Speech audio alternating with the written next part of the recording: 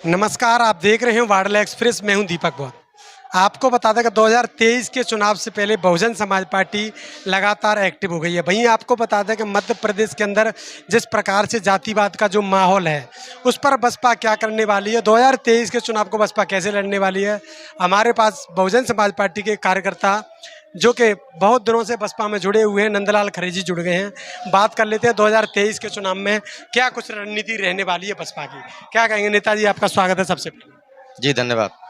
नेताजी, किस प्रकार का चुनाव का जो माहौल है 2023 का, लगातार देश भर में हलचलें चल रही हैं, बसपा क्या करने वाली है 2023 के चुनाव में? 2023 के मध्य प्रदेश इलेक्शन में बहुजन समाज पार्टी तीसरी शक्ति होगी। तीसरी शक्ति आप कैसे तो घोषित करना चाहते हैं? लोग तो कहते हैं कि बसपा का जो वोटर है अभी भी वो टिकाऊ नहीं बन पाया है, वो चुनावी समय को देखकर इधर उधर चला जाता है। आपसे किसने बोल दिया? पहला प्रश्न हम आपसे ही करते हैं। आपने टिकाऊ जो बहुजन समाज पार्टी है, ये कैडराइज वोट है, आपने कैसे बोल दिया कि अस्थिर हो गया है? क्या प्रमाण है आपके पास कि वोट अस्थिर हो गया है? उपचुनाव को अगर देखा जाए तो कहीं ना कहीं बसपा का जो 5 यहाँ मध्य प्रदेश में अगर खास बात करें तो 27-28 सीटों पर चुनाव हुए। वहीं अगर यहाँ की बात करें तो 5 सीटों पर चुनाव हुए। 5 सीटों में से एक सीट ऐसी है जिस पर बसपा भारी रही है, बाकी पे सबके कमजोर रही है। देखिए, बाई इलेक्शन की आप बात करते हैं तो बाई इलेक्शन के अंदर कांग्रेस के साथ साथ दलित समाज के जो एम्प्लॉय थे, उन एम्प्लॉइयों के अंदर ये भय व्याप्त कर दिया गया मानसिक तौर पर, जिस कार्य को कांग्रेस आज करने जा रही है।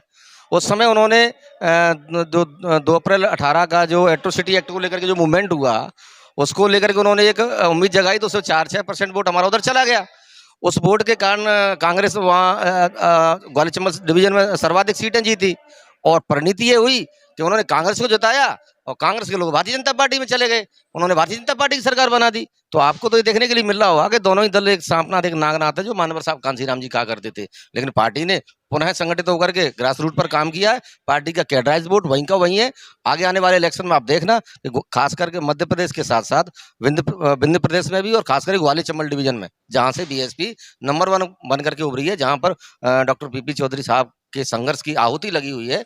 यहाँ पर समाज डॉक्टर पीपी चौधरी साहब के संघर्ष से, मानव साहब कांसीराम साहब, माननीय बहन जी के त्याग बलिदान और नेतृत्व से जुड़ा हुआ है। बहुजन समाज पार्टी का एक वोट अब की बात चौंकाने वाले परिणाम होंगे। बहुजन समाज पार्टी ने यहाँ 3 बार तो सुमावली को जीता, 2 बार सुमावली को जीता, 3 बार जौरा को जीता। अल्टरनेट ये सारी विधानसभाओं को बहुजन समाज पार्टी 6 विधानसभाओं को जीत चुकी है। तो आपने जो भी कहा कि दलित वोट डिस्टर्बेंस है, ये कहने वाली बात नहीं है। ये नथिंग है, मैं इसको नकारता हूँ। ये जो प्रोपेगेंडा जो फैलाया जा रहा है ना, ये कांग्रेस के कुछ चमचे, कुछ एजेंट टाइप के लोग, जो या तो किसी परिस्थिति बस नौकरी से चले गए हैं, या घर बैठे हुए हैं, या जो दुकानदारी चलाने वाले लोग हैं, ऐसे लोगों को छांट लिया गया है। ये लोग पहले भी सक्रिय हुआ करते थे, आज भी सक्रिय हैं। ये लोग किसी फलाने यात्रा के नाम पर या किसी यात्रा के नाम पर समाज के अंदर भ्रम पैदा करने का कार्य किया गया है। ये कांग्रेस के ठेके पर यहाँ लगाए गए हैं। लेकिन जो अम्बेडकरवादी वोट है शेड्यूल कास्ट का, खास करके जाटव समुदाय का, वो वोट आज भी बहुजन समाज पार्टी के पास में। बाई इलेक्शन में आपने जौरा एक उदाहरण है उसका। जौरा में 48,282 वोट श्री सोनिराम कुशवाहा जी को हाथ जोड़ने का मिला। कौन कहता है बीएसपी का वोट डिस्टर्ब है? अब आगे आने वाले समय ये रणनीति ऐसे दिमनी से श्री बलवीर को डंडोतिया जी पूर्व में विधायक रहे, आज पुनः अपने घर में वापसी की है उन्होंने। आज देखना दिमनी को हम जीतेंगे, अभी जो निर्णय हुए जौरा को हम जीतेंगे, सबड़ को हम जीतेंगे। ऐसी कोई सीट नहीं है जहां पर बहुजन समाज पार्टी मजबूत नहीं हो। अगर बाई इलेक्शन की अपन बात करें तो बाई इलेक्शन में आपने देखा होगा मुरैना और जौरा, जहाँ पर मुरैना में 42,000 और जौरा में 49,000 वोट। बाकी जो 3 विधानसभा हैं, सुमावली है, दिमनी है और आपका अम्बा है, यहाँ पर एक विधानसभा दिमनी में केवल 3,500 वोट, और अगर उनकी बात करें तो 7-8 हज़ार 9,000 वोट के अंतर में दोनों में रहा, दिमनी में और अम्बा में। केवल और केवल सुमावली में 3,500 वोट आया। बाकी विधानसभा में इनमें थोड़ा सा मजबूत रहा। तो 5 जो विधानसभा हैं, इनमें अपन जो 3 विधानसभा हैं जो सबसे डाउन कहेंगे, रिकवर की क्या स्थिति रहेगी? रिकवर की स्थिति उस समय चलो सटीक डिसीजन नहीं हो पाया, या ये मानिए कि वहां पर जैसे सुमावली विधानसभा को लें तो ये तथाकथित गुर्जर समुदाय के लीडर हैं भारतीय जनता पार्टी से, वहां पर हमारे 9 लोगों की हत्याएं की गई, कई लोगों पर हमले किए गए। तो उस समय जाटव समाज पोलोलाइज हुआ।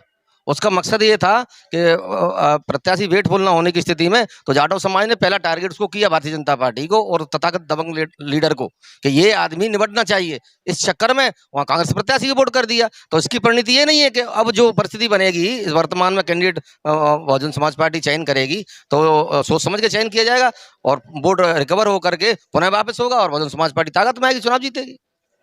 क्या सामाजिक एजेंडा रह सकता है? किस प्रकार से वोट की जो रणनीति है, हमने कैसे बना के या सोच के रखा है कि यहाँ इस जाति का प्रत्याशी बना देंगे तो शायद ये सीट निकल जाएगी। 6 सीटों में इसमें क्या हो सकता है? देखिए, सारी परिस्थिति सामने है। ओबीसी कार्ड सबौर विधानसभा, जौरा विधानसभा पर पार्टी मन बना रही है।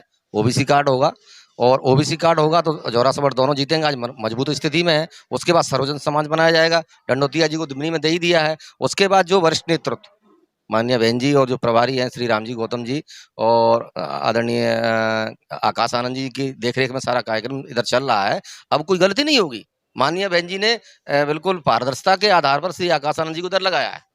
उनके भतीजे हैं वो, तो वो एक एक्चुअल रिपोर्ट जा करके माननीय बहन जी के समक्ष रखेंगे। जब समक्ष एक्चुअल रिपोर्ट जाएगी तो निश्चित है सटीक डिसीजन होंगे, डिसीजन सटीक होंगे। कार्यकर्ता के अंदर एनर्जी आएगी, प्रत्याशी अच्छे निकल के आएंगे, पार्टी फिर फॉर्म में बैक टू पावर आएगी। क्या रहेगा 2023 के चुनाव में? बसपा अगर पावर और बैलेंस में आती है, सरकार में शामिल होगी, तो जनता के क्या कार्य करने होंगे? जनता के लिए लॉ एंड ऑर्डर की स्थिति पहली होती है। कानून व्यवस्था पहली प्राथमिकता बीएसपी की होती है। माननीय बहन जी की सरकार का इसका सटीक उदाहरण है। उसके साथ अन्याय अत्याचार के विरुद्ध सटीक निर्णय लिए जाएंगे। बनने वाली जो सरकार उसमें बैलेंस और पावर में भी होते हैं। हो सकता है बहुजन समाज पार्टी विशेष पावर में मध्य प्रदेश में आए। उसके बाद जो लोग अपना अपना एक क्या करें मैनिफेस्टो जारी करते हैं, लेकिन बहुजन समाज पार्टी का मैनिफेस्टो भारतीय संविधान है। ऐसा माननीय बहन जी ने कई एक बार भी बताया है। तो जो मैनिफेस्टो बहुजन समाज पार्टी का भारतीय संविधान है, तो संविधान के अनुकूल निर्णय लिए जाएंगे। संविधान के कानून का पालन कराया जाएगा। जब संविधान के कानून का पालन कराया जाएगा, सरकार जो भी बनेगी, जो भी सरकार बनती है या सरकार में हमारा हस्तक्षेप होता है रिमोट। माननीय साहब कांसीराम जी क्या करते थे कि तांगा किसी का घोड़ा किसी का, लेकिन उसकी लगाम हमारे हाथ में होना चाहिए। हमको मजबूत नहीं मजबूर सरकार चाहिए। अब की बार मध्य प्रदेश के अंदर बहुजन समाज पार्टी के बल पर मजबूर सरकार बनेगी, जिसका रिमोट बहुजन समाज पार्टी के हाथ में होगा, माननीय बहन जी के हाथ में होगा। तो 2023 के चुनाव से पहले एक बड़ी अपडेट है मुरैना चंबल से, जहां पर बहुजन समाज पार्टी खासकर मजबूत मानी जाती है। तो हमारे साथ जुड़े थे बहुजन समाज पार्टी के नेता नंदलाल खरे जी, जिन्होंने बहुजन समाज पार्टी की जो आने वाले समय की रणनीति है उसको उजागर किया है। देखते रहिए वाड़ला एक्सप्रेस।